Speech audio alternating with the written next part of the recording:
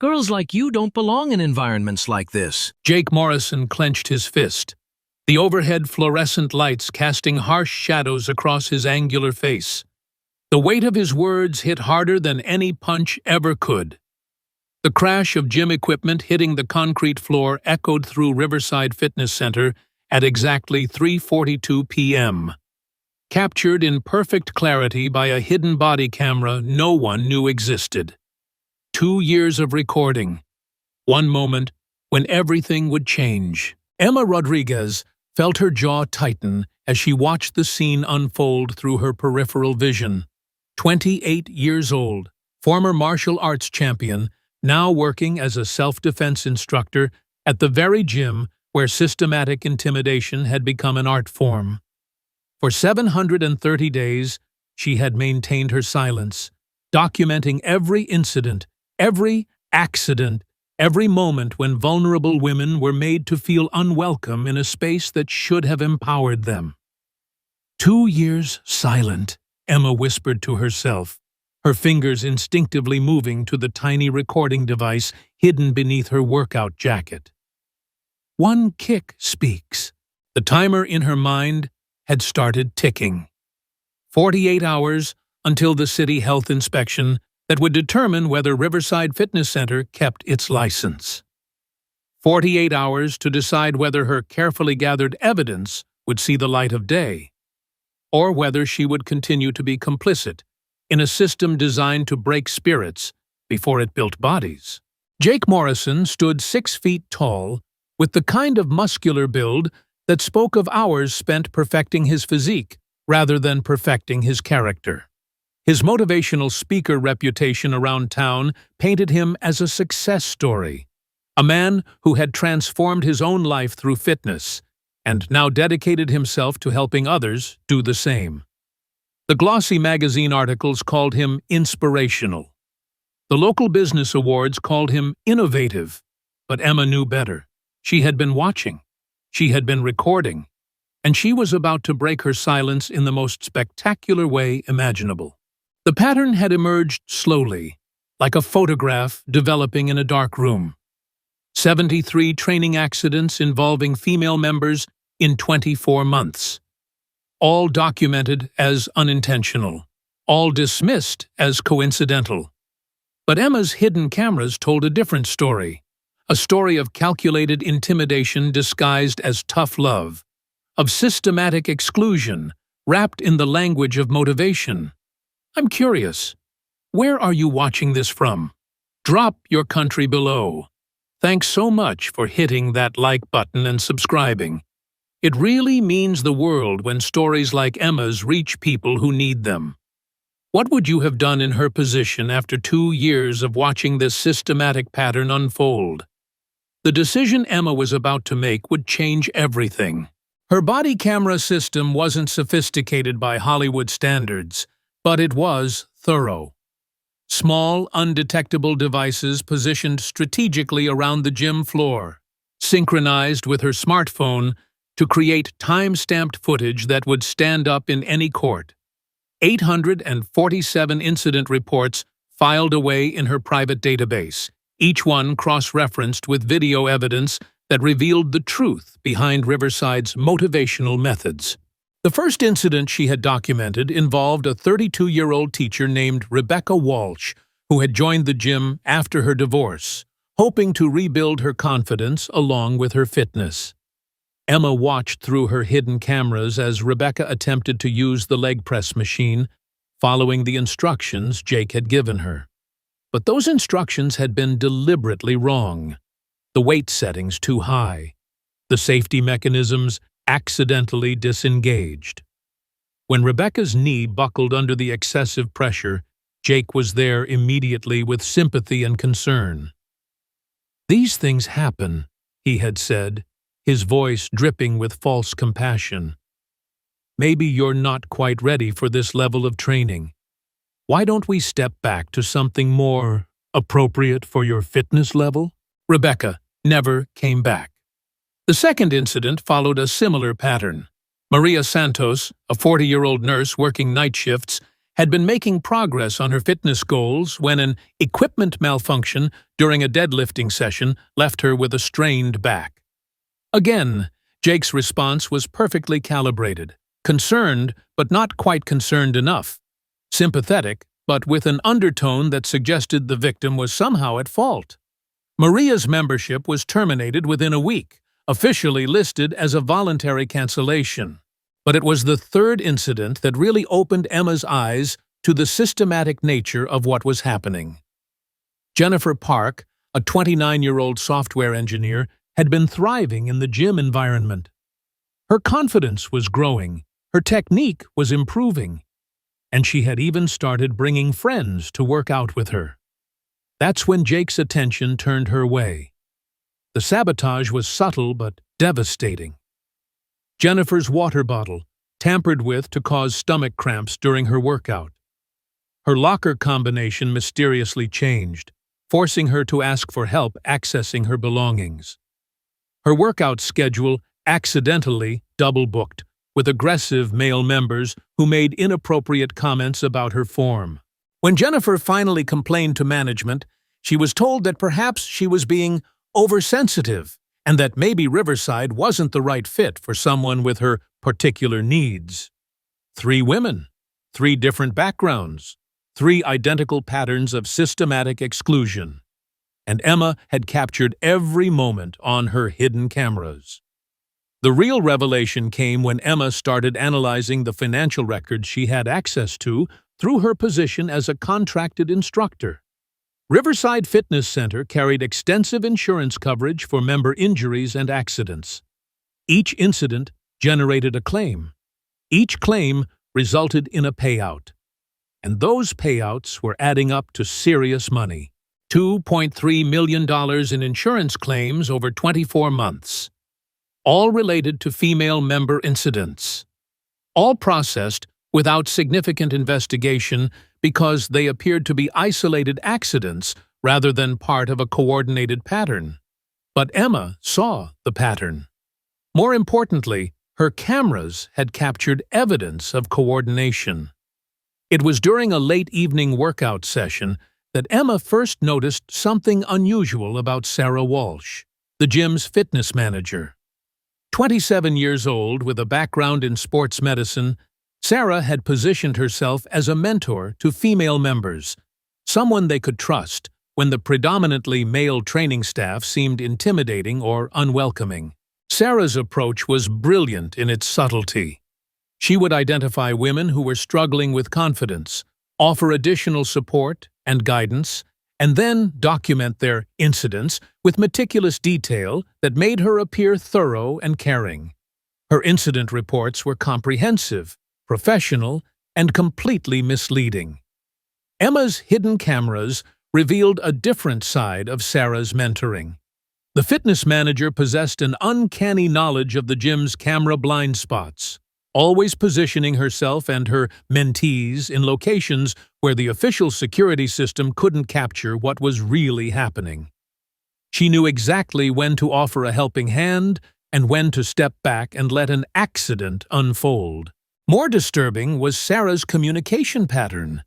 Emma's audio recordings had captured fragments of conversations between Sarah and various gym staff members, conversations that suggested a level of coordination that went far beyond coincidence. References to timing, mentions of opportunities, and coded language about managing expectations painted a picture of systematic manipulation. The evidence was building, but Emma knew she needed more than circumstantial proof. She needed smoking gun evidence that would expose the full scope of the operation. That evidence came in the form of membership number 847. Amanda Foster was everything Jake Morrison claimed to want in a gym member. Motivated, disciplined, respectful of the equipment and other members, and making steady progress toward her fitness goals. At 34, she had overcome significant personal challenges to prioritize her health and well-being, and Riverside Fitness had become a sanctuary for her. A place where she could focus on becoming the strongest version of herself, which made her the perfect target. Emma watched through her hidden cameras as Sarah Walsh began the familiar process of grooming Amanda for an incident. First came the extra attention, the personalized workout plans, the carefully cultivated trust. Sarah positioned herself as Amanda's advocate, someone who understood the challenges of being a woman in a male-dominated gym environment. "Some of the guys here can be pretty intense," Sarah had told Amanda during what appeared to be a casual conversation. "But don't worry, I've got your back. If anyone makes you uncomfortable, you just let me know." The trust-building phase lasted 3 weeks. Emma documented every interaction, every conversation, every moment when Sarah slowly positioned herself as Amanda's protector while simultaneously gathering information about her schedule, her routines, and her vulnerabilities. Then came the setup phase. Emma's cameras captured Sarah making subtle adjustments to Amanda's workout equipment during off-peak hours. A safety pin slightly loosened here, a weight setting mysteriously changed there. Nothing dramatic enough to cause serious injury, but sufficient to create the kind of incident that would shake Amanda's confidence and provide grounds for an insurance claim. The timing had to be perfect. Amanda's workout was scheduled for Tuesday afternoon, a time when the gym was busy enough to provide witnesses, but not so crowded that the incident couldn't be controlled. Sarah had positioned herself strategically, ready to rush to Amanda's aid while appearing completely surprised by the accident. But Emma was ready too. Her body camera system was recording from multiple angles. Her smartphone was capturing audio from across the gym floor. And for the first time in 2 years, she was prepared to break her silence in real time. The incident began exactly as Sarah had planned. Amanda approached the lat pull-down machine, following the workout routine that Sarah had personally designed for her. The weight setting appeared normal, the safety mechanisms looked secure, and Amanda had no reason to suspect that anything was wrong. Emma watched as Amanda positioned herself on the bench, reached for the bar, and began her first repetition. The weight was heavier than expected, but not impossibly so. Amanda adjusted her grip and continued with her set, trusting that her mentor had designed a challenging but safe workout for her. That's when the safety pin gave way. The sudden release of tension sent Amanda backward off the bench, her shoulder wrenching painfully as she tried to maintain control of the weight. She hit the ground with a thud that echoed through the gym, crying out in pain and confusion as the heavy weight plates crashed down around her. Sarah was there in seconds, playing her role perfectly. Concerned, professional, taking charge of the situation with the kind of competence that made her appear heroic rather than complicit. "Don't move," she instructed Amanda, kneeling beside her while simultaneously signaling for other staff members to clear the area. "We need to make sure you haven't injured your spine." Jake Morrison appeared moments later, his expression a carefully crafted mixture of shock and concern. "What happened?" he demanded, though Emma's cameras had captured him watching the entire incident unfold from across the gym. "Equipment failure," Sarah replied, her voice carrying just the right note of professional disappointment. "The safety mechanism on the lat pull-down appears to have malfunctioned. We need to get Amanda medical attention and document everything for insurance purposes." It was a flawless performance, except for one crucial detail that Sarah didn't know about. Emma had captured the entire incident from 4 different angles. More importantly, her cameras had recorded Sarah's preparation work on the equipment 20 minutes before Amanda's workout. The evidence was irrefutable, time-stamped, and devastating. But Emma also realized something else as she watched Sarah comfort Amanda, while simultaneously beginning the process of documenting the accident for insurance purposes. This wasn't just about intimidation or exclusion. This was about money, serious money. And Sarah Walsh wasn't just Jake Morrison's accomplice, she was the architect of the entire operation. The revelation hit Emma like a physical blow. For 2 years, she had assumed Jake was the primary antagonist, the driving force behind Riverside's hostile environment for female members. But as she reviewed her accumulated evidence with fresh eyes, a different picture emerged. Sarah was the one with access to membership records, the one who could identify the most vulnerable targets. Sarah was the one with the technical knowledge to sabotage equipment in ways that would appear accidental. Sarah was the one who filed the insurance claims, processed the paperwork, and maintained the documentation that made each incident appear legitimate. Jake Morrison was abrasive, intimidating, and certainly complicit in creating an unwelcoming environment. But Sarah Walsh was the criminal mastermind orchestrating a multi-million-dollar insurance fraud operation disguised as a fitness business. Comment? Your thoughts. Should Emma have spoken up sooner, or was waiting to gather evidence the right call? She's about to make a decision that changes everything, not just for her, but for every woman who had been victimized by this operation. Emma's phone buzzed with an encrypted message from an unknown number. Equipment inspection tomorrow morning.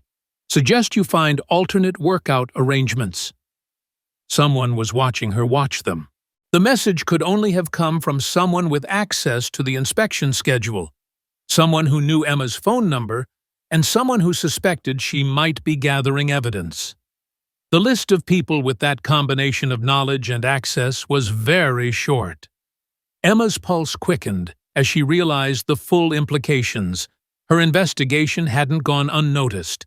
Someone in the operation knew about her surveillance activities, which meant her cover was blown and her safety was potentially compromised. More importantly, the 48-hour countdown until the city health inspection had just become a race against time. If the operation was preparing to shut down or destroy evidence in advance of the inspection, Emma's 2 years of careful documentation might be worthless unless she acted immediately. Her phone buzzed again. This time the message was from Sarah Walsh's official gym number. Emma, can you meet me in my office after closing tonight? I have some concerns about member safety that I'd like to discuss with you privately. It's important. The message was perfectly professional, exactly the kind of communication Emma would expect from a fitness manager with legitimate concerns. But coming so soon after the anonymous warning, it felt more like a trap than an invitation. Emma stared at her phone, weighing her options. Meeting with Sarah could be an opportunity to gather more evidence, potentially recording a conversation that would expose the full scope of the fraud operation. But it could also be walking into a situation where her safety was at risk and her evidence might be discovered or destroyed. The smart move would be to take her evidence to the authorities immediately. 2 years of documentation, multiple camera angles, time-stamped footage of equipment sabotage. It was more than enough to launch a formal investigation and potentially bring down the entire operation. But Emma knew how these things worked. A formal investigation would take months, possibly years to resolve. In the meantime, Jake and Sarah would have ample opportunity to destroy evidence, intimidate witnesses, and potentially relocate their operation to another location where they could continue victimizing vulnerable women. The health inspection in 48 hours represented a unique opportunity. If Emma could present her evidence in conjunction with the inspection process, the immediate threat to public safety would force rapid action. The gym's license could be suspended pending investigation. The operation would be shut down, and justice would be swift rather than delayed. But that meant Emma had to survive the next 48 hours with her evidence intact and her cover maintained. She typed a response to Sarah's message. Of course, I'm always concerned about member safety. What time works best for you? The reply came back immediately. 9 p.m. The gym will be empty by then, so we can speak freely without worrying about member privacy. 9 p.m. Empty gym. private conversation with someone who might be a criminal mastermind. Emma's martial arts training had prepared her for physical confrontations, but this felt different, more psychological, more dangerous, because the threat was hidden behind a mask of professional concern and feminine solidarity. Emma spent the rest of the afternoon reviewing her evidence and preparing for multiple scenarios. Her body camera system would record the entire conversation with Sarah, providing either the final piece of evidence needed to expose the fraud operation or documentation of whatever threats might be made against her. She also prepared backup plans. Copies of all her evidence were stored in encrypted cloud storage with instructions for automatic release to law enforcement and media contacts if she failed to check in by a specified time. Her personal safety plan included multiple exit strategies from the gym and predetermined rendezvous points with trusted contacts who could verify her well-being. But as evening approached, Emma found herself wrestling with a more complex emotional reality. For 2 years, Sarah Walsh had been her closest ally at Riverside Fitness Center. They had shared conversations about the challenges of working in a male-dominated industry, commiserated about difficult members and unreasonable expectations, and built what Emma had believed was a genuine friendship based on mutual respect and shared values. If Sarah was indeed the architect of the fraud operation, it meant that every moment of their friendship had been a lie. Every expression of concern for member welfare had been manipulative theater. Every conversation about protecting vulnerable women had been preparation for victimizing them more effectively. The betrayal cut deeper than Emma had expected. She had been prepared for Jake Morrison to be revealed as a predator hiding behind a motivational speaker facade. She had not been prepared for Sarah Walsh to be revealed as something far worse, a woman who used other women's trust as a weapon against them. As 9 p.m. approached, Emma made her final preparations. Her body camera was fully charged and recording in high definition. Her smartphone was set to upload evidence automatically to multiple secure locations. Her personal safety plan was in place, with trusted contacts expecting check-in calls at predetermined times. But more than the technical preparations, Emma was preparing psychologically for a confrontation that would test everything she believed about justice, friendship, and the courage required to stand up for others when the personal cost might be devastating. She had spent 2 years in silence, watching and documenting while women were systematically victimized. She had justified her inaction by telling herself that she needed overwhelming evidence to ensure justice would be served. But if she was honest with herself, part of her silence had been motivated by self-preservation. The desire to avoid the personal and professional consequences that would come with challenging a profitable operation run by people with significant community influence.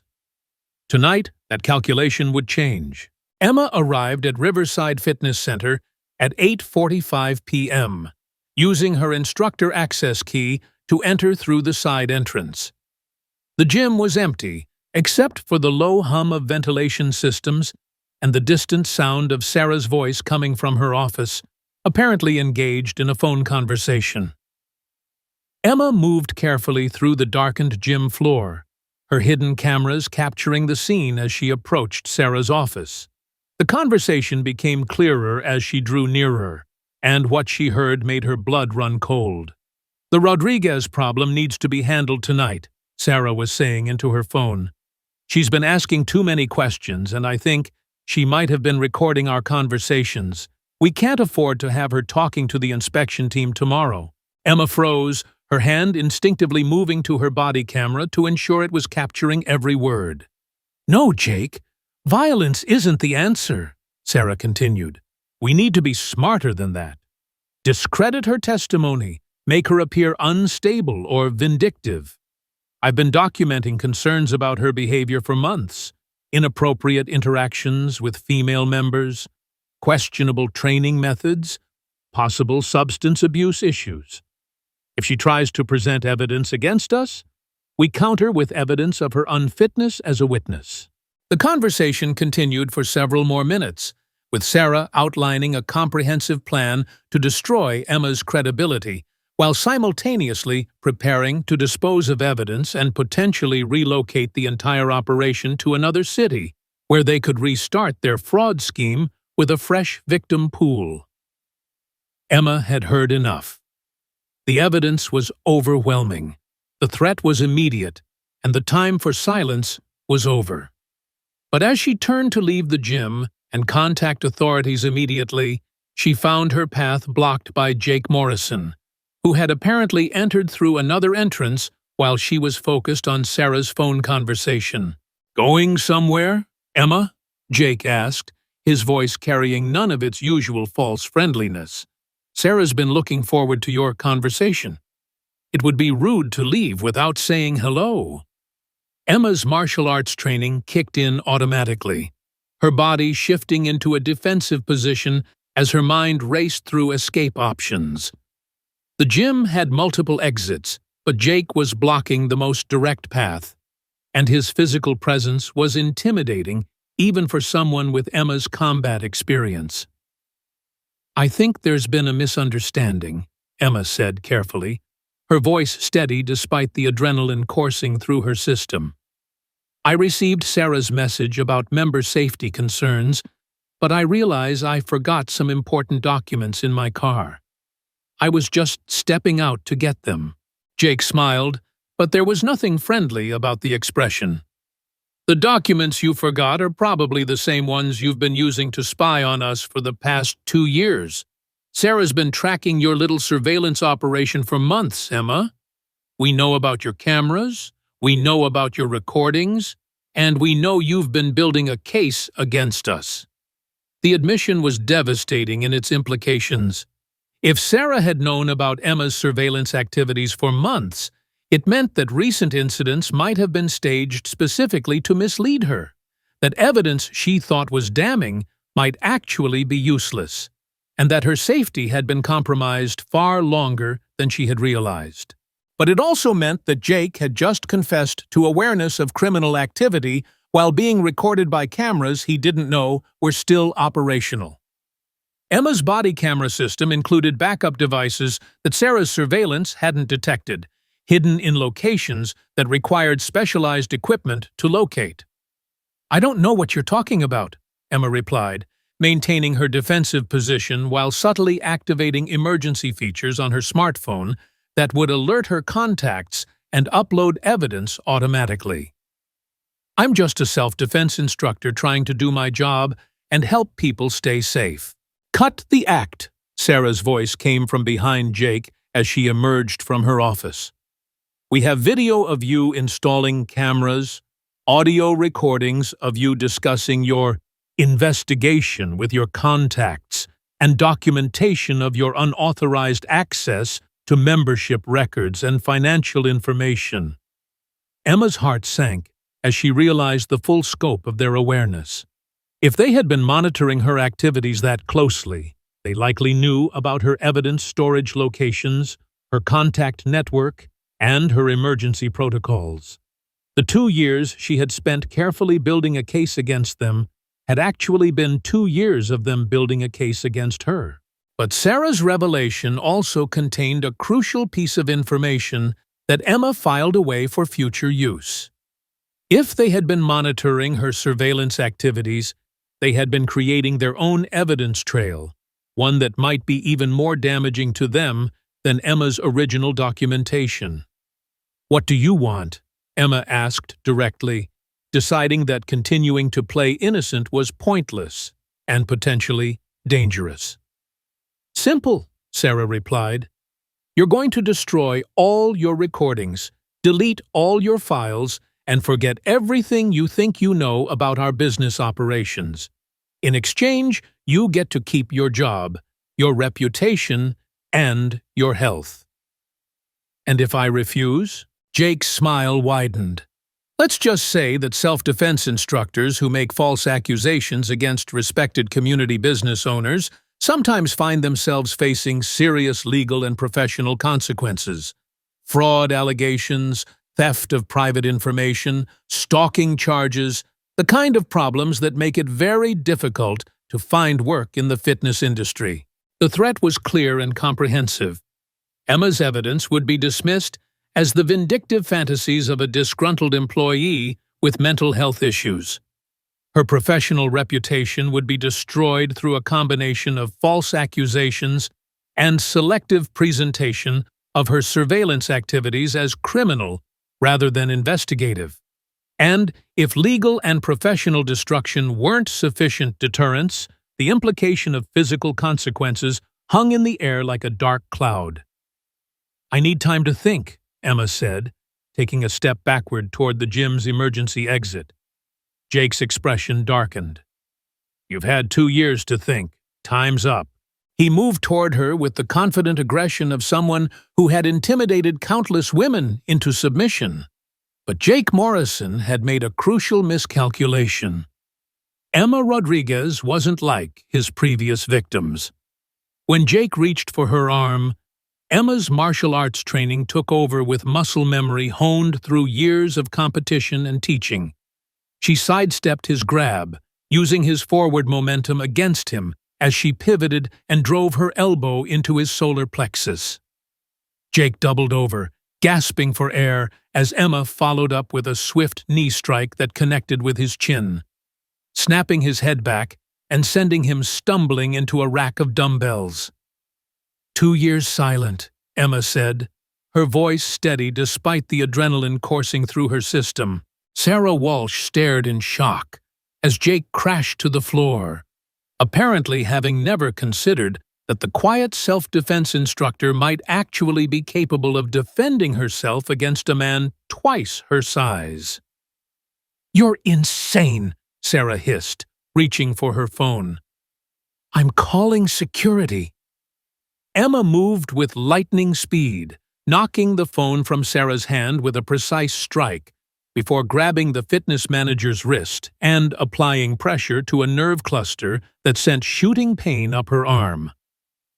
"One kick speaks," Emma finished, her grip tightening as Sarah tried unsuccessfully to pull away. Jake was struggling to get back on his feet, blood trickling from his split lip as he glared at Emma with a mixture of rage and grudging respect. He had underestimated her completely, assuming that 2 years of silence meant 2 years of weakness. "You have no idea what you're dealing with," Jake snarled, wiping blood from his mouth. "This operation has protection you can't imagine." Emma released Sarah's wrist and took a defensive stance that kept both antagonists in her line of sight. Her hidden cameras were still recording, capturing every moment of the confrontation that would serve as additional evidence of their criminal conspiracy. "Maybe," Emma replied, "but your protection didn't prepare you for someone who spent 2 years learning your patterns, documenting your crimes, and preparing for this exact moment." Sarah cradled her injured wrist, her composed professional facade completely shattered. "Security cameras recorded everything. You just assaulted both of us. No court will believe your surveillance evidence now." Emma smiled grimly. "Your security system has blind spots that I've been documenting for 2 years. But my cameras captured every angle of you threatening me before I defended myself." Jake made another move toward Emma, apparently hoping to overwhelm her through sheer physical presence. This time, Emma was ready for him. She ducked under his wild swing and delivered a devastating kick to his knee that sent him crashing into the lat pull-down machine, the same piece of equipment Sarah had sabotaged to injure Amanda Foster. The symbolism wasn't lost on any of them. Jake lay motionless on the gym floor, conscious, but clearly in too much pain to continue fighting. Sarah backed away from Emma, finally understanding that the quiet instructor she had dismissed as weak and controllable was actually a trained fighter who had been holding back her true capabilities for 2 years. "This changes nothing," Sarah said, but her voice lacked conviction. "You're still going to be destroyed professionally and personally. You still have no real proof of systematic criminal activity." Emma's phone buzzed with an incoming call from an unknown number. Sarah's eyes narrowed as she looked at the device. "Answer it," Sarah instructed. "Speaker mode. Let's see who's calling the famous investigator at such an interesting time." Emma's hand trembled slightly as she accepted the call and activated speaker mode, not knowing whether the voice on the other end would be friend or foe, salvation or additional threat. "Ms. Rodriguez?" The voice was female, professional, and completely unfamiliar. "This is Agent Patricia Williams with the Federal Bureau of Investigation. We need to speak with you immediately about your surveillance activities at Riverside Fitness Center." The bottom dropped out of Emma's world as she realized that her 2-year investigation had somehow attracted federal attention. But whether that attention represented rescue or additional legal jeopardy remained to be seen. Jake and Sarah exchanged a look that suggested this development was not part of their evening plan. "Agent Williams," Emma replied carefully, "I'm currently at the fitness center. Would you prefer to meet somewhere else?" "Negative. Stay exactly where you are. We have teams en route to your location and will be on scene within minutes. Do not leave the premises. Do not destroy any evidence. And do not engage in any conversations about your investigation until we arrive." The line went dead, leaving Emma standing between Jake Morrison and Sarah Walsh in an empty gym, knowing that federal agents were minutes away, but having no idea whether they were coming to arrest her or arrest the people who had been running a multi-million-dollar fraud operation. Jake's confident demeanor had evaporated, replaced by the kind of panic that comes when carefully laid plans encounter unexpected variables. Sarah's professional composure was cracking around the edges, revealing something desperate and dangerous underneath. "This changes nothing," Sarah said, but her voice lacked conviction. "You still have no proof of criminal activity. Your recordings are inadmissible because they were obtained illegally. Your testimony is worthless because you're clearly mentally unstable." Emma looked at both of them, feeling a strange sense of calm descend over her despite the chaos of the situation. For 2 years, she had been afraid of this moment, the moment when she would have to choose between silence and speaking truth to power, between personal safety and protecting others, between being complicit and being courageous. Now that the moment had arrived, the choice felt surprisingly clear. 2 years silent, Emma said, echoing the words she had whispered to herself earlier that day. One kick speaks. And then she heard the sound of multiple vehicles arriving in the parking lot outside, their engines cutting off in synchronized precision that suggested law enforcement coordination rather than coincidence. The next few minutes revealed a shocking truth about who was really orchestrating this multi-million-dollar scheme. Before that explosive FBI confrontation, what do you think membership number 847 represents in Sarah's plan? Drop your theories below. I'll respond to the most insightful guesses. This is about to get intense. The 48-hour countdown to the health inspection had just become irrelevant. The reckoning Emma had been preparing for was about to begin, but in ways none of them had anticipated. Through the gym's front windows, Emma could see figures in FBI jackets approaching the building, their movements coordinated and purposeful. Behind them, additional vehicles were arriving, local police, what appeared to be representatives from the State Athletic Commission, and other official personnel whose roles weren't immediately clear. Sarah Walsh looked at the approaching agents and made a decision that revealed everything Emma needed to know about her true character. Instead of accepting responsibility or attempting to cooperate with law enforcement, she turned to Jake Morrison with an expression of cold calculation. "This is all your fault," Sarah hissed. "Your crude intimidation tactics attracted attention when subtlety would have kept us safe. Now we both go down because you couldn't control yourself." Jake's response was equally revealing. My tactics? You're the one who designed a fraud scheme so elaborate it required targeting dozens of victims over 2 years. You're the one who kept pushing for bigger claims and more aggressive targeting. Emma watched their partnership dissolve in real time, each throwing the other under the metaphorical bus in a desperate attempt to minimize their own legal exposure. It was a fitting end to a criminal conspiracy that had been built on manipulating trust and exploiting vulnerability. The FBI agents reached the front door of the gym, their presence announced by authoritative knocking that echoed through the empty facility. FBI, open the door immediately! Emma moved toward the entrance, but Sarah grabbed her arm with surprising strength. You don't understand what you've done, she whispered urgently. This operation goes deeper than just insurance fraud. There are people involved who will not tolerate exposure, people with resources and connections that make federal agents look like mall security guards. The threat was meant to be intimidating, but Emma heard something else in Sarah's voice. Fear. Real fear that suggested the fraud operation at Riverside Fitness Center might indeed be connected to something larger and more dangerous. But Emma's 2 years of silence were over, and no amount of threats would restore them. She pulled free from Sarah's grip and walked to the front door, turning the locks and opening it to admit the federal agents who had somehow learned about her investigation and decided it warranted immediate attention. Agent Patricia Williams was a woman in her 40s with steel-gray hair and the kind of professional demeanor that suggested extensive experience with complex investigations. She entered the gym, followed by 3 other agents, and immediately took control of the situation. Ms. Rodriguez, I'm Agent Williams. We spoke on the phone.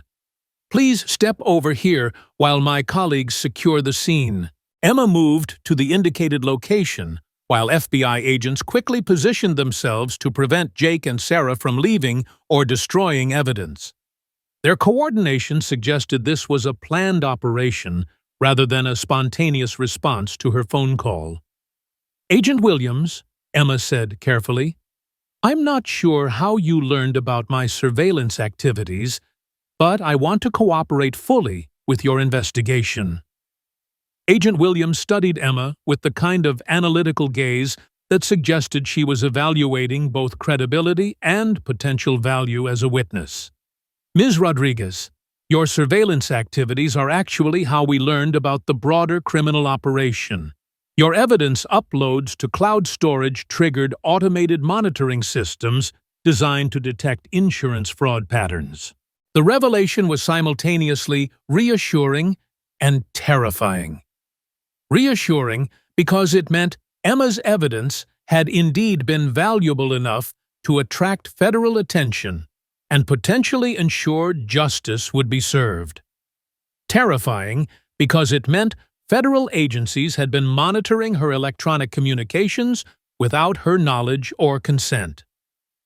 How long have you been aware of my investigation? Emma asked. Approximately 6 months, Agent Williams replied. Your documentation was instrumental in helping us build a case against what we now know is a multi-state insurance fraud operation involving at least 12 facilities and an estimated $8.7 million in fraudulent claims. The scope of the revelation was staggering. Emma's local investigation of Riverside Fitness Center had apparently uncovered a tentacle of a much larger criminal enterprise, one that had been victimizing women across multiple states while generating millions of dollars in illegal profits. But that also meant her personal safety had been at risk far beyond what she had realized, and that Jake and Sarah were potentially more dangerous than she had understood. Ms. Rodriguez, Agent Williams continued, we're going to need you to provide detailed testimony about your observations and evidence gathering. But first, I need to inform you that both Mr. Morrison and Ms. Walsh are being arrested tonight on federal charges of insurance fraud, mail fraud, wire fraud, and conspiracy to commit organized criminal activity. Emma watched as other FBI agents moved to arrest Jake and Sarah, reading them their rights while securing evidence from throughout the gym facility. Jake's reaction was resignation mixed with anger, as if he had always known this moment might come, but had hoped to delay it indefinitely. Sarah's reaction was more complex, defiance mixed with calculation, as if she was already planning legal strategies and damage control measures. But as Sarah was being handcuffed, she looked directly at Emma with an expression that was part admiration, part fury, and part warning. "This isn't over," Sarah said, her voice carrying across the gym floor. "You have no idea what you've started, or who you're really fighting against." The threat sent a chill through Emma's body, but it also confirmed something important. Her decision to break her silence hadn't just exposed a local fraud operation, it had apparently struck at something larger and more organized than she had ever imagined. Agent Williams noticed Emma's reaction to Sarah's parting words. "Ms. Rodriguez, based on the scope of this investigation and the potential for retaliation against witnesses, we're prepared to offer you protective custody until the primary arrests have been completed across all affected jurisdictions."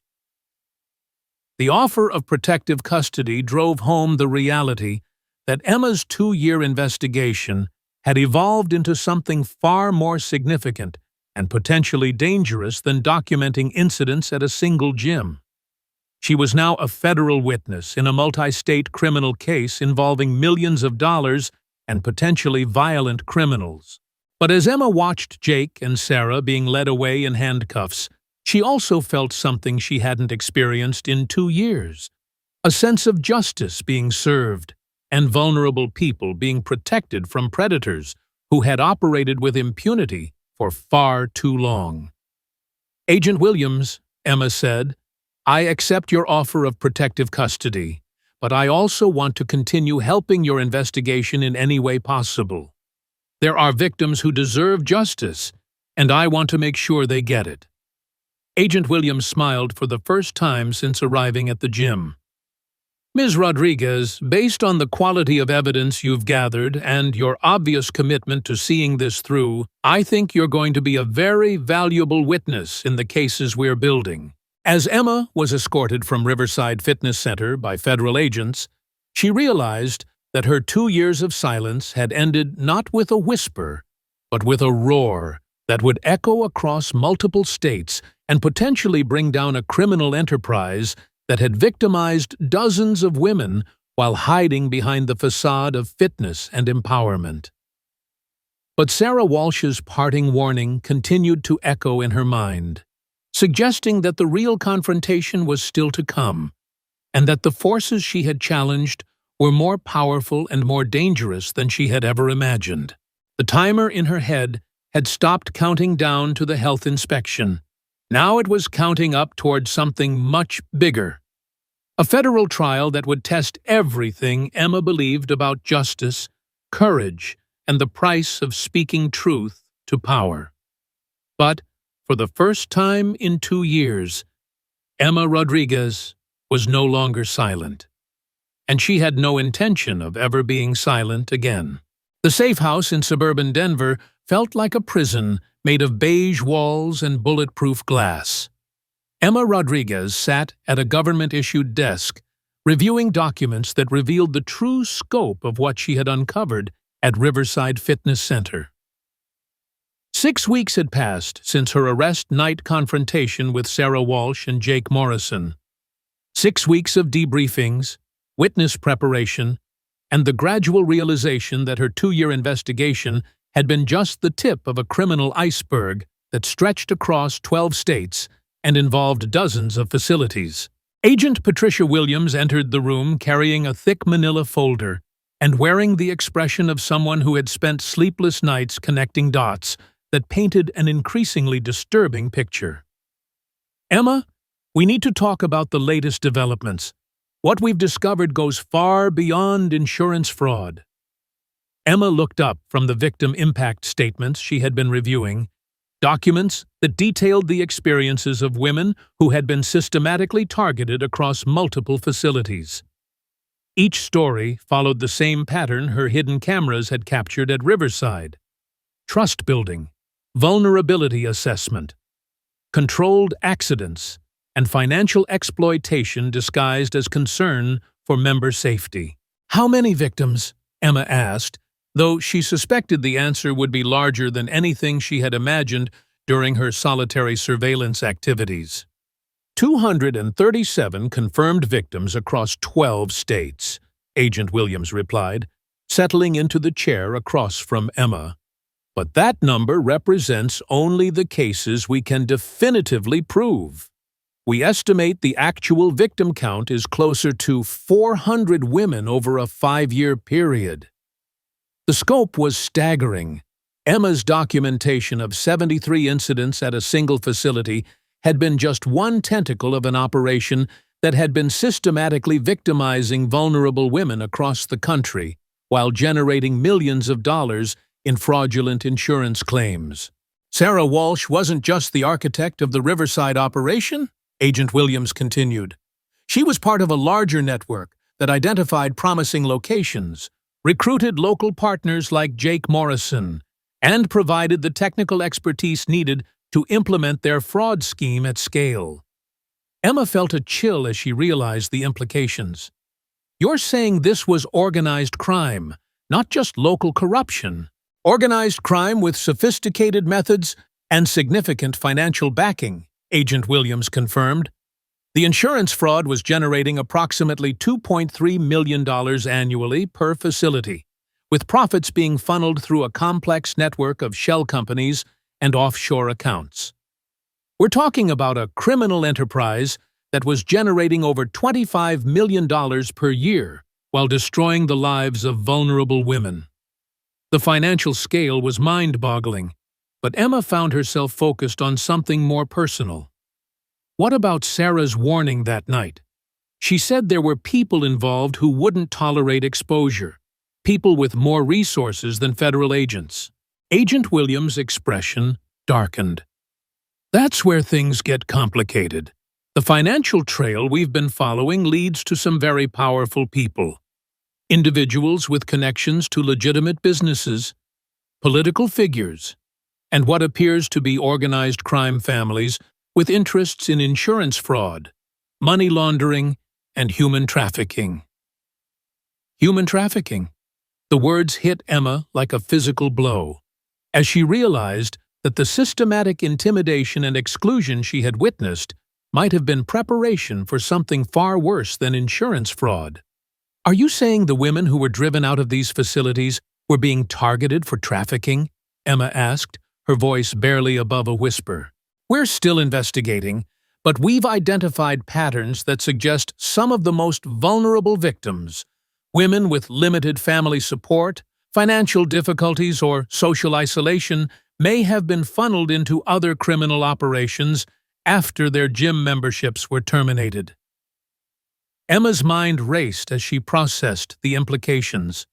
Her 2 years of silent observation had uncovered not just a fraud scheme, but potentially a pipeline for human trafficking that used fitness centers as hunting grounds for predators who specifically targeted women seeking empowerment and physical strength.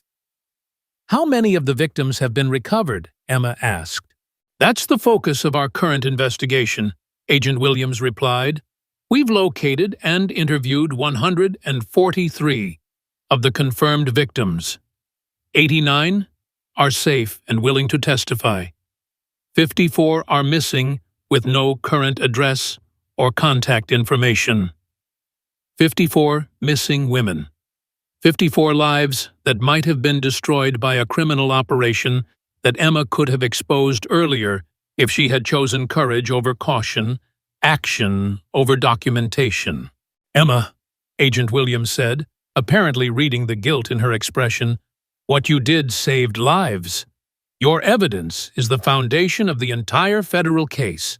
Without your surveillance footage, your time-stamped documentation, and your willingness to risk everything to speak up, we never would have been able to connect the dots between seemingly isolated incidents across multiple states. But Emma wasn't comforted by the reassurance. She was thinking about Rebecca Walsh, the divorced teacher who had been driven from Riverside Fitness Center 2 years ago and had never been seen again. She was thinking about Maria Santos, the night shift nurse whose membership had been terminated and who had apparently disappeared from her apartment 3 weeks later. She was thinking about all the women she could have protected if she had found her voice sooner. "When do I testify?" Emma asked. "The preliminary hearings begin next month," Agent Williams replied. "But there's something else we need to discuss. The defense attorneys representing Sarah Walsh and her associates are going to attack your credibility aggressively. They're going to argue that your surveillance activities were illegal, that your evidence was obtained improperly, and that your testimony is unreliable because you were emotionally invested in the outcome." Emma had expected legal challenges, but she hadn't fully considered how her decision to gather evidence secretly for 2 years might be portrayed as criminal activity rather than heroic investigation. "What does that mean for the case?" she asked. "It means we need to be prepared for a very public confrontation where your personal life, your professional qualifications, and your psychological state will be scrutinized by defense attorneys who are being paid very well to discredit you," Agent Williams explained. "Are you prepared for that level of exposure and personal attack?" Emma thought about the 54 missing women, about the 237 confirmed victims, about the 400 estimated victims whose lives had been destroyed while she had maintained her silence and gathered evidence. "I'm prepared," she said. The preliminary hearing took place in the federal courthouse in downtown Denver, an imposing building designed to intimidate defendants and inspire confidence in the justice system. Emma arrived early, wearing a conservative business suit that had been selected by the prosecution team to project credibility and professionalism. The courtroom was packed with reporters, victim advocates, and families of women who had been victimized by the criminal network. Emma recognized several faces from the victim impact statements she had reviewed: mothers, sisters, friends of women who had joined fitness centers seeking empowerment and had instead encountered systematic predation. Sarah Walsh entered the courtroom flanked by a team of expensive defense attorneys whose fees were apparently being paid by the mysterious benefactors Agent Williams had mentioned. She looked older than Emma remembered, her confidence replaced by something harder and more calculating. When their eyes met across the courtroom, Sarah's expression was pure venom, a promise that the personal attacks Emma had been warned about were going to be devastating. Jake Morrison sat at a separate defense table with his own legal team, apparently having decided that cooperation with prosecutors offered better prospects than loyalty to his former partners. His testimony would be crucial to establishing the scope of the conspiracy, but Emma wasn't sure whether his conversion to government witness represented genuine remorse or calculated self-interest. The prosecution's opening statement laid out the scope of the criminal enterprise with methodical precision. $25 million in fraudulent insurance claims, 12 facilities across 8 states, over 400 victims ranging in age from 19 to 62. A sophisticated network that had operated for 5 years before Emma Rodriguez's surveillance activities provided the evidence needed to bring it down. But the defense response was swift and brutal. Sarah Walsh's lead attorney, a silver-haired man named Richard Blackwood, who specialized in white-collar defense, immediately attacked the foundation of the prosecution's case. "Ladies and gentlemen of the jury," Blackwood began, "this case is built on the illegal surveillance activities of a disgruntled employee who spent 2 years secretly recording private conversations and intimate moments without consent or legal authorization. Emma Rodriguez is not a hero. She is a criminal who violated the privacy rights of dozens of innocent people in pursuit of a vindictive fantasy about her employer." The characterization stung because it contained elements of truth that Emma had wrestled with throughout her investigation. She had indeed recorded private conversations without consent. She had accessed membership records and financial information without authorization. She had maintained surveillance activities that, if conducted by anyone without law enforcement credentials, would constitute stalking and invasion of privacy. Blackwood continued his attack with surgical precision. The prosecution wants you to believe that Ms. Rodriguez spent 2 years carefully documenting evidence of criminal activity. But the reality is that she spent 2 years obsessively stalking her co-workers and gym members while struggling with personal issues, including depression, social isolation, and what multiple witnesses will testify was an unhealthy fixation on perceived slights and imaginary persecution. Emma felt her confidence beginning to crack as she realized how effectively her investigation could be reframed as mental illness and criminal behavior. Her 2 years of careful documentation could be portrayed as obsessive stalking. Her hidden cameras could be characterized as voyeuristic invasion of privacy. Her decision to maintain silence while gathering evidence could be presented as calculated planning for a vindictive attack on innocent people. But Agent Williams had prepared her for this line of attack, and the prosecution team had built their case with full awareness that Emma's credibility would be challenged aggressively. When Emma finally took the witness stand 3 days into the hearing, she was ready for the confrontation that would determine whether justice would be served or whether the criminal network would escape consequences by successfully destroying her reputation. The prosecution's examination began with Emma's background and qualifications. Former martial arts champion, certified self-defense instructor, 2 years of employment at Riverside Fitness Center with exemplary performance reviews. No criminal record, no history of mental illness, no pattern of vindictive or obsessive behavior. But the real test came when prosecutor Janet Martinez asked Emma to explain her decision to begin surveillance activities at Riverside Fitness Center. "I started documenting incidents because I witnessed a pattern of systematic intimidation targeting female members," Emma testified. "At first, I thought the incidents were coincidental, but as I observed more carefully, I realized they were coordinated and deliberate." "Why didn't you report your concerns to management or law enforcement immediately?" Martinez asked. Emma had prepared for this question, knowing it was crucial to establishing her credibility and good faith. "I was afraid that reporting isolated incidents would result in dismissal or retaliation without stopping the underlying problem. I wanted to gather sufficient evidence to ensure that any formal complaint would be taken seriously and result in meaningful action." "Did you consider the privacy implications of your surveillance activities?" Martinez continued. "Yes, and I struggled with those concerns throughout the investigation," Emma admitted. "But I ultimately decided that protecting vulnerable women from systematic predation outweighed the privacy concerns of the people who were victimizing them." The prosecution's examination continued for 2 hours, with Emma methodically explaining her evidence-gathering methods, her documentation procedures, and her decision-making process throughout the 2-year investigation. By the time Martinez finished her questioning, Emma felt cautiously optimistic that she had established her credibility and demonstrated the legitimacy of her concerns. Then Richard Blackwood rose for cross-examination, and Emma realized the real battle was just beginning.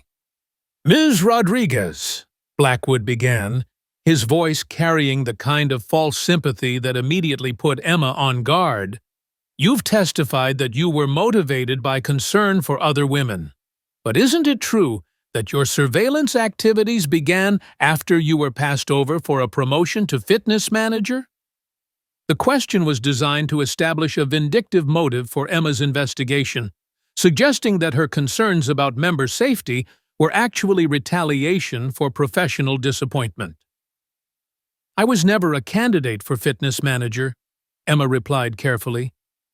My position was as a contracted self-defense instructor, not a staff employee eligible for management positions. But you wanted that position, didn't you? Blackwood pressed. You wanted the authority and influence that came with being fitness manager, and when Sarah Walsh was hired instead, you began looking for ways to discredit her. Emma felt the trap being constructed around her testimony, but she also realized that Blackwood's questions were revealing information he shouldn't have known unless he had access to confidential personnel records or had been briefed by someone with inside knowledge of Riverside's operations. "Mr. Blackwood," Emma replied, "how do you know about internal personnel discussions that would have been confidential between management and employees?" The question visibly rattled Blackwood, who paused before continuing with his cross-examination. But Emma had scored a point that the prosecution team would be able to develop in their follow-up examination.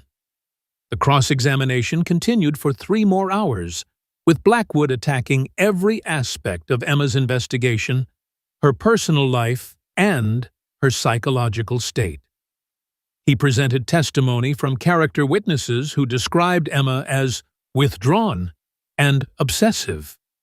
He introduced evidence of her social isolation and lack of romantic relationships as proof of mental instability. He characterized her martial arts background as evidence of violent tendencies and poor impulse control. By the time Blackwood finished his assault, Emma felt psychologically battered and emotionally drained. But she also realized something important had happened during the cross-examination. Blackwood's questions had revealed details about Riverside's internal operations that should have been confidential, suggesting that the defense team had access to information that could only have come from someone with inside knowledge of the criminal network. Agent Williams confirmed Emma's suspicion during their evening debriefing session. Blackwood's questions revealed information that wasn't in any of the discovery materials we provided to the defense. Someone is feeding him intelligence about the investigation, which means the criminal network has resources and connections we haven't fully identified. The revelation was both disturbing and encouraging. Disturbing because it suggested the criminal network had infiltrated law enforcement or judicial proceedings. Encouraging because it provided additional evidence of the conspiracy's scope and sophistication. "What happens next?" Emma asked. "Tomorrow, we present the evidence you gathered," Agent Williams replied. "Your surveillance footage, your time-stamped documentation, your audio recordings of Sarah Walsh coordinating with Jake Morrison and other staff members. The jury is going to see and hear exactly what you witnessed over those 2 years." The next morning, the prosecution team transformed the federal courtroom into a multimedia presentation of Emma's investigation. Large screens displayed her hidden camera footage with timestamps clearly visible. Audio recordings played through the courtroom's sound system, allowing the jury to hear Sarah Walsh's voice as she coordinated accidents and discussed insurance claim strategies. Emma watched the jury's faces as they absorbed 2 years' worth of evidence that painted an unmistakable picture of systematic criminal activity. She saw expressions of shock, anger, and disgust as the full scope of the victimization became clear through her documentation. But the most powerful moment came when Prosecutor Martinez played the audio recording Emma had captured on the night of her confrontation with Sarah Walsh and Jake Morrison. Sarah's voice filled the courtroom. "The Rodriguez problem needs to be handled tonight. She's been asking too many questions, and I think she might have been recording our conversations. We can't afford to have her talking to the inspection team tomorrow." The recording continued with Sarah's detailed plan to discredit Emma's testimony, destroy evidence, and potentially relocate the entire operation to another city where they could restart their fraud scheme with fresh victims. Emma saw several jury members react visibly to Sarah's cold calculation and complete lack of concern for the women who had been victimized by her operation. This wasn't insurance fraud driven by financial desperation. This was systematic predation orchestrated by someone who viewed vulnerable women as nothing more than profit opportunities. The prosecution's case continued for 6 more days, with testimony from victims, expert witnesses on insurance fraud, and financial analysts who had traced the money trail through the network's complex corporate structure. By the time they rested their case, Emma felt confident that the evidence was overwhelming and that justice would be served. But Sarah Walsh's defense team had one more surprise that nearly destroyed everything Emma had worked for. On the final day of the hearing, Richard Blackwood called a witness whose testimony sent shockwaves through the courtroom and threatened to undermine the entire prosecution case. The defense calls Agent Michael Torres, Federal Bureau of Investigation. Emma felt her blood run cold as she realized what was happening. Agent Torres had been part of the original investigation team, someone Emma had worked with during her debriefing sessions and evidence review. If he was testifying for the defense, it could only mean that the criminal network's infiltration of law enforcement was deeper and more dangerous than anyone had realized. Agent Torres took the witness stand and was sworn in by the court clerk. His testimony began innocuously enough, with Blackwood establishing his credentials and his role in the federal investigation of the criminal network. But then Blackwood asked the question that changed everything. Agent Torres, in your professional opinion, was Emma Rodriguez's surveillance evidence obtained legally and properly? No, Torres replied, his voice carrying across the silent courtroom. Ms. Rodriguez's surveillance activities violated multiple federal and state laws regarding privacy, wiretapping, and unauthorized recording of private conversations. Under normal circumstances, someone conducting that level of surveillance without legal authorization would face serious criminal charges. Emma felt the courtroom spinning around her as she realized the implications. If her evidence was ruled inadmissible because it was obtained illegally, the entire prosecution case would collapse. Sarah Walsh, Jake Morrison, and their associates would walk free to continue victimizing vulnerable women. Agent Torres, Blackwood continued, did the FBI encourage or authorize Ms. Rodriguez's surveillance activities? Absolutely not, Torres replied. The FBI only became aware of Ms. Rodriguez's activities 6 months ago when her evidence uploads triggered our automated monitoring systems. At no point did we authorize, encourage, or provide legal cover for her surveillance activities. The testimony was devastating because it was technically accurate. Emma had indeed conducted surveillance without legal authorization. The FBI had not encouraged her activities. Her evidence had been obtained through methods that would normally be considered criminal, but Prosecutor Martinez was prepared for this line of attack, and her redirect examination revealed the real motivation behind Agent Torres's testimony. Agent Torres, Martinez began, have you had any contact with the defense team outside of your testimony here today? Torres hesitated before answering. I have spoken with Mr. Blackwood about the technical aspects of the evidence. When did those conversations take place?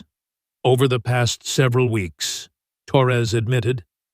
Agent Torres, are you currently under investigation by the FBI's Internal Affairs Division? The question hit the courtroom like a thunderbolt. Torres visibly paled as he realized his corrupt activities had been discovered. I invoke my Fifth Amendment right against self-incrimination, Torres replied. The revelation of Agent Torres's corruption actually strengthened the prosecution's case by providing additional evidence of the criminal network's reach and influence.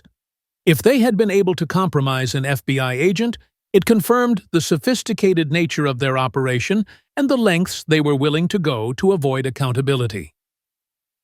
Judge Margaret Hensley ruled that while Emma's surveillance evidence had been obtained without formal legal authorization, it was admissible under the public safety exception because it had revealed ongoing criminal activity that posed an immediate threat to potential victims.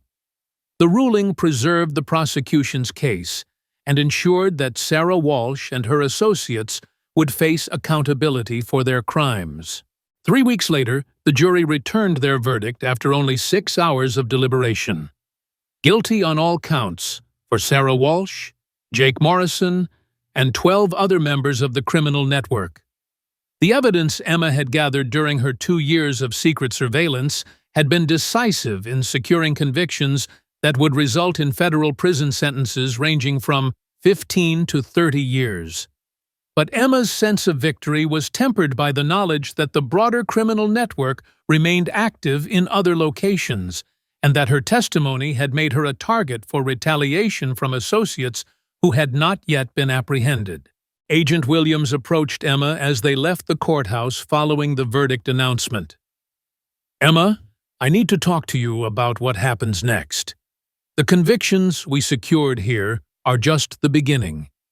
The intelligence we've gathered from this case has opened investigations in 6 additional states, and we're going to need your continued cooperation as a witness in those proceedings." Emma looked at the crowd of reporters and victim advocates gathered on the courthouse steps, realizing that her decision to break her silence had evolved into a commitment that would define the rest of her life. She would never again be able to return to anonymity or avoid the responsibilities that came with being a public figure in the fight against organized crime. But she also saw the faces of victims who had found their voices because of her courage. Women who had been able to testify about their experiences because Emma's evidence had provided the foundation for holding their abusers accountable. "Agent Williams," Emma replied, "I'm prepared to continue helping with your investigations. There are still women out there who need protection, and I'm not going back to silence." 6 months later, Emma stood in the gymnasium of the Denver Community Center, teaching a self-defense class to 23 women ranging in age from 19 to 57. The space was nothing like Riverside Fitness Center. No expensive equipment, no intimidating atmosphere, no hidden cameras recording private moments for exploitation. Instead, the community center gym was filled with the sounds of women learning to defend themselves, building confidence, and supporting each other in an environment designed for empowerment rather than exploitation. "Remember," Emma told her students as they practiced defensive techniques, "your voice is your first and most powerful weapon. Don't wait for someone else to speak up if you see something wrong. Don't maintain silence hoping someone else will take responsibility for protecting vulnerable people." The lesson applied to more than self-defense techniques. Emma's students included 3 women who had been victims of the criminal network she had exposed. Women who had found the courage to testify in federal court because Emma's example had shown them that silence could be broken and justice could be served. Among her students was Rebecca Walsh, the divorced teacher who had disappeared from Riverside Fitness Center 2 years earlier. Rebecca had been located by FBI investigators in a human trafficking operation in Las Vegas, rescued after 18 months of captivity because Emma's evidence had provided the leads needed to identify and dismantle the broader criminal network. "Emma," Rebecca said after class as the other students were leaving, "I wanted to thank you again for what you did. If you hadn't found the courage to speak up, I would still be trapped in that nightmare." Emma felt tears forming in her eyes as she realized the full impact of her decision to break her silence. Rebecca's rescue was proof that her 2 years of documentation and her willingness to risk everything for justice had literally saved lives. "Rebecca," Emma replied, "you found the courage to testify even after everything you went through. That took more bravery than anything I did with hidden cameras and surveillance equipment." Rebecca smiled, but her expression also carried the weight of someone who had experienced horrors that most people couldn't imagine. We all find our courage in different ways and at different times. The important thing is that we found it.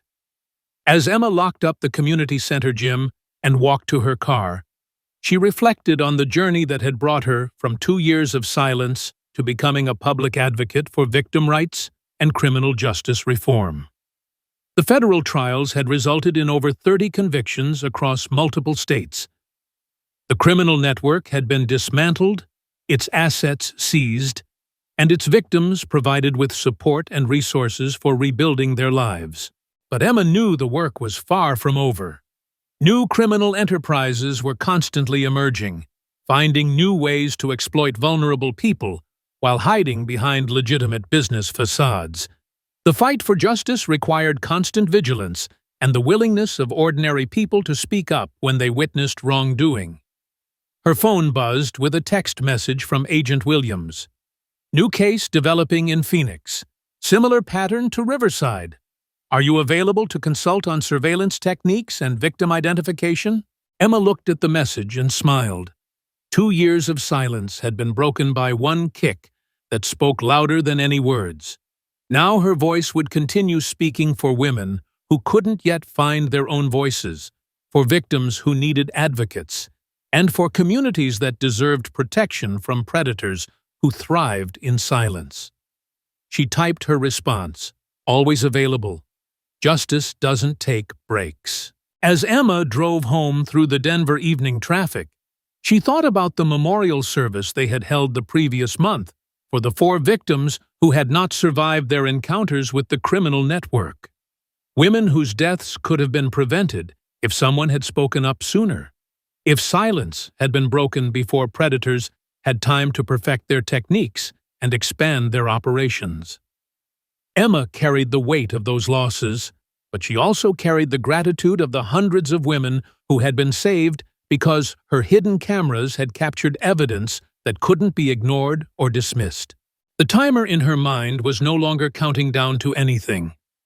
Instead, it was counting up, documenting the days since she had chosen courage over comfort, justice over safety, speaking truth over maintaining silence. 730 days of silence had been broken by one moment of courage that changed everything. And Emma Rodriguez intended to keep speaking, keep fighting, and keep protecting vulnerable people for the rest of her life. The equipment motif that had defined her investigation, hidden cameras, time-stamped footage, surveillance devices, had evolved into something more powerful. Now Emma carried different equipment, knowledge, experience, credibility, and the trust of victims who knew she would use her voice to amplify theirs. 2 years silent. One kick speaks. But Emma's voice would never be silent again. In her apartment that evening, Emma opened her laptop and began writing her victim impact statement for the final sentencing hearing. Sarah Walsh and Jake Morrison were facing 30 years in federal prison, but Emma wanted to make sure the court understood the full scope of the damage their criminal network had inflicted on hundreds of women across multiple states. Your Honor, Emma wrote, for 2 years I maintained silence while documenting systematic criminal activity. I told myself I was gathering evidence, but the truth is that I was afraid of the personal cost of speaking up. That silence allowed additional women to be victimized, while I prioritized my own safety over their protection. I cannot undo the consequences of my delay, but I can ensure that the evidence I eventually gathered serves the cause of justice and provides closure for the victims who trusted me with their stories. The defendants in this case didn't just commit insurance fraud. They weaponized trust, manipulated vulnerability, and turned spaces that should have been sanctuaries into hunting grounds for predators. They destroyed not just individual lives, but the sense of safety and empowerment that fitness communities are supposed to provide. But they also revealed something important about the power of speaking up, the importance of documentation, and the courage required to choose justice over self-preservation. 2 years of silence ended with one moment of courage that brought down a multi-million-dollar criminal enterprise. That's the lesson I want other potential witnesses to remember. Your voice matters. Your evidence can change everything. And silence protects predators, while justice protects victims. Emma saved the document and closed her laptop, knowing that her victim impact statement would be read in courtrooms across 6 states as other members of the criminal network faced sentencing for their roles in the conspiracy. But more importantly, she knew that her statement would be read by other potential witnesses, people who were currently maintaining silence while documenting wrongdoing, people who were wrestling with the choice between safety and justice, people who needed to know that breaking silence could literally save lives. Emma's phone rang. The caller ID showed Agent Williams's number. "Emma," Williams said, "I have news about the Phoenix case. We've identified 12 facilities operating under the same model as Riverside. We estimate over 600 potential victims. We need your help coordinating the surveillance evidence and preparing witness testimony. 600 potential victims." The number was staggering, but Emma also realized it represented 600 women who could be saved if law enforcement acted quickly enough. "Agent Williams," Emma replied, "I'm ready. When do we start?" "Tomorrow morning. Pack for extended travel. This operation is going to take months to dismantle properly." Emma ended the call and looked around her apartment, realizing that her life had fundamentally changed from what it had been during her 2 years of silence at Riverside Fitness Center. She was no longer a self-defense instructor who happened to witness criminal activity. She was now a federal consultant whose expertise in surveillance techniques and victim psychology was helping to dismantle organized crime networks across the country. It wasn't the life she had planned, but it was the life her conscience demanded. As Emma packed her bags for Phoenix, she thought about the community center students she would have to leave temporarily, the victim support groups she would have to miss, and the routine she had built around helping women find their voices and their strength. But she also thought about the 600 women in Phoenix who were currently experiencing what Rebecca Walsh, Maria Santos, and dozens of other victims had endured. Women who needed someone to speak for them, to document their experiences, and to ensure that predators faced accountability.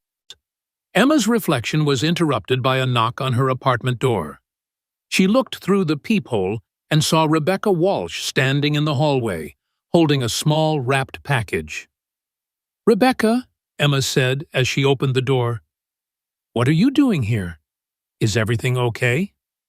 Rebecca smiled, but Emma could see nervousness in her expression. "I wanted to give you something before you leave for Phoenix. Agent Williams told me about the new case." Emma accepted the package and unwrapped it carefully. Inside was a small digital recorder, the kind used by journalists and investigators to capture audio in challenging environments. "It's not as sophisticated as your hidden camera system," Rebecca explained, "but I thought you might find it useful for documenting interviews and gathering evidence. It has a 50-hour battery life and can record in high definition even in noisy environments." Emma felt tears forming in her eyes as she realized the significance of Rebecca's gift. A victim of the criminal network was providing tools to help dismantle similar operations that were victimizing other women. "Rebecca," Emma said, "this means more to me than you could possibly know. But I have to ask, are you sure you're comfortable with me continuing this work? I know it brings up difficult memories for you." Rebecca's expression grew serious. "Emma, those memories are going to be with me for the rest of my life, regardless of whether you continue fighting these networks. But knowing that you're out there protecting other women from what I went through, that gives my suffering meaning. That makes it possible for me to heal." Emma hugged Rebecca, realizing that her work as a federal consultant wasn't just about justice for past victims. It was about preventing future victims, protecting vulnerable women who didn't yet know they were being targeted by sophisticated criminal enterprises. "Rebecca," Emma said, "I promise you that every case I work will be approached with the same dedication and attention to detail that went into documenting what happened at Riverside. No woman should have to experience what you went through."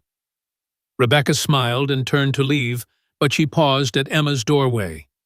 "Emma, there's something else I wanted to tell you. I've been working with other survivors to create a support network for victims of organized crime. We're calling it Voices Unsilenced, and we want you to know that whatever you need, whether it's research support, witness testimony, or just someone who understands the psychological impact of this work, we're here for you." The revelation that victims were organizing themselves into a support network that could assist future investigations was exactly the kind of development Emma had hoped for but hadn't dared to expect. The courage she had found to break her silence was inspiring others to find their voices and use their experiences to protect vulnerable people. "Rebecca," Emma replied, "that's incredible. Can you send me the contact information for Voices Unsilenced? I think Agent Williams would be very interested in consulting with your organization on victim psychology and support strategies." After Rebecca left, Emma finished packing her bags and reflected on how much her life had changed since the night she had confronted Sarah Walsh and Jake Morrison at Riverside Fitness Center. The frightened self-defense instructor, who had spent 2 years documenting criminal activity in silence, had evolved into a federal consultant whose voice carried weight in courtrooms across the country. But more importantly, Emma's decision to speak up had inspired other victims to find their voices, law enforcement agencies to take organized crime more seriously, and communities to create support systems for vulnerable women. Her phone buzzed with a final text message before her early morning flight to Phoenix. "Emma, saw the news about the Phoenix investigation. Proud of you for continuing to speak up. Your courage gives the rest of us strength to keep fighting." Agent Williams. Emma smiled as she realized that breaking her silence had created ripple effects she was still discovering. Every investigation she consulted on, every victim who found the courage to testify, every criminal network that was dismantled created additional opportunities for justice and protection. 2 years of silence had ended with one kick that spoke louder than words. But Emma Rodriguez's voice would continue speaking, for victims who couldn't yet find their words, for communities that deserved protection, and for the principle that organized crime could only thrive in silence, while justice required the courage to speak truth to power. The timer in Emma's mind had stopped counting silence and started counting impact. The number of victims protected, the number of predators held accountable, and the number of voices that had been unsilenced because one woman had chosen courage over comfort. As Emma settled into her airline seat for the flight to Phoenix, she opened Rebecca's gift and tested the digital recorder. The sound quality was exceptional, and the battery indicator showed a full charge. Perfect for documenting the conversations that would bring down another criminal network and protect 600 more women from experiencing the nightmares that Rebecca Walsh had survived. Emma's reflection was interrupted by the flight attendant's safety announcement. As the airplane prepared for takeoff, Emma looked out the window at the Denver skyline and thought about the community center gym where her students would be practicing self-defense techniques, the courtrooms where federal trials were still ongoing, and the apartment complex where Rebecca Walsh was building a new life with the support of other survivors. The work continued, but it was no longer Emma's work alone. Her decision to break her silence had inspired a movement that was bigger than any individual case or criminal network. 2 years silent. One kick speaks. A lifetime of voices unsilenced. Emma Rodriguez closed her eyes as the airplane lifted off, knowing that when she opened them again, she would be looking at a new city filled with women who needed protection, criminals who needed to face justice, and opportunities to prove once again that silence protects predators while speaking up protects victims. Her voice would never be silent again, and neither would the voices of the hundreds of women who had found their courage, because Emma had shown them that breaking silence could literally save lives. The equipment that had defined her original investigation, hidden cameras, time-stamped footage, surveillance devices, had been replaced by something more powerful, a network of survivors, federal agents, prosecutors, and advocates who were committed to dismantling organized crime wherever it emerged. The gym where Emma's story had begun was now closed, its equipment sold at auction, its space converted to a community resource center that provided support services for crime victims. But Emma's story continued in Phoenix, in courtrooms across the country, and in the voices of women who refused to be silenced by fear or intimidation. 2 years of silence had become a lifetime of speaking up, and Emma Rodriguez intended to use every day of that lifetime to protect vulnerable people from predators who counted on silence to hide their crimes. The digital recorder in her carry-on bag was ready to capture whatever evidence awaited her in Phoenix. The notebook in her briefcase was ready to document new patterns of victimization and exploitation. The contacts in her phone included hundreds of survivors, federal agents, prosecutors, and advocates who were committed to the same cause. But most importantly, Emma's voice was ready to speak for women who couldn't yet find their words, to amplify testimonies that might otherwise go unheard, and to ensure that organized crime faced the kind of coordinated opposition that could only emerge when silence was broken and justice was pursued with determination. As the airplane reached cruising altitude and began its journey toward Phoenix, Emma opened her laptop and began reviewing the preliminary case files Agent Williams had provided. 600 potential victims, 12 facilities, an estimated $45 million in fraudulent claims. A criminal network that had learned from the mistakes made in Denver and had evolved new techniques for exploiting vulnerable women. But they had also made the mistake of operating in a world where Emma Rodriguez was no longer silent, where federal agencies were actively monitoring for the patterns she had identified, and where survivors like Rebecca Walsh were organized into support networks that could provide intelligence and assistance to investigators. The criminals had evolved, but so had the forces of justice. Emma's timer was no longer counting down to anything.